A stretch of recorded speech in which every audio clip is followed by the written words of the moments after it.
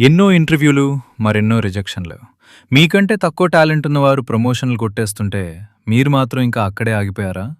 మీరు ఎంత కష్టపడినా, ఆ ఒక్క అదృష్టం ఎందుకు కలిసి రావటం లేదో ఎప్పుడైనా ఆలోచించారా? సమాధానం మీ రెజ్యూమ్లో లేదు, మీ గ్రహస్థితిలో ఉంది.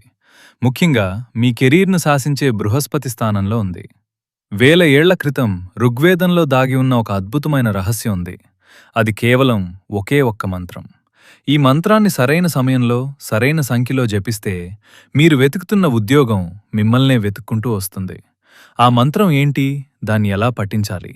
ఈ వీడియో ముగిసేలోపు నేను చెప్పబోయే ఆ ఒక్క చిన్న సీక్రెట్ రూల్ పాటిస్తే మీ కెరీర్ గ్రాఫ్ ఊహించని విధంగా మారిపోవటం ఖాయం. అసలు మీకు ఉద్యోగం ఎందుకు రావడం లేదు? మీ ప్రయత్నాల్లో ఎక్కడ లోపం ఉంది? మన ఆధ్యాత్మికవేత్తల ప్రకారం ఒక మనిషి జీవితంలో ఉన్నత స్థానానికి వెళ్లాలన్నా, జ్ఞానం పెరగాలన్నా గురువు బలం చాలా అవసరం. ఆ బలాన్ని మీ వైపు తిప్పుకునే శక్తివంతమైన ఋగ్వేద మంత్రమే శుచిం అర్కైః బృహస్పతిం అధ్వరేషు నమస్యత అనామ ఓజః ఆచకే. వినడానికి చాలా సింపుల్గా అనిపిస్తోంది కదూ? కానీ ఈ అక్షరాల వెనుక ఉన్న వైబ్రేషన్స్ మీ మెదడులోని నెగిటివిటీని, ఆటంకాలను సునామీలా తుడిచేస్తాయి.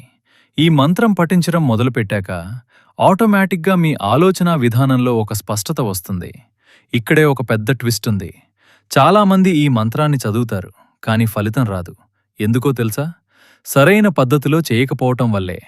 ఇప్పుడు ఆ సీక్రెట్ రూల్ రివీల్ చేస్తున్నాను. ఈ మంత్రాన్ని ఎప్పుడు పడితే అప్పుడు చదవకూడదు. ఉదయం లేవగానే మీ ఫోన్ చూసే అలవాటును పక్కన పెట్టండి. ప్రశాంతంగా సరస్వతీదేవి లేదా హయగ్రీవస్వామి ఫోటో ముందు కూర్చోండి.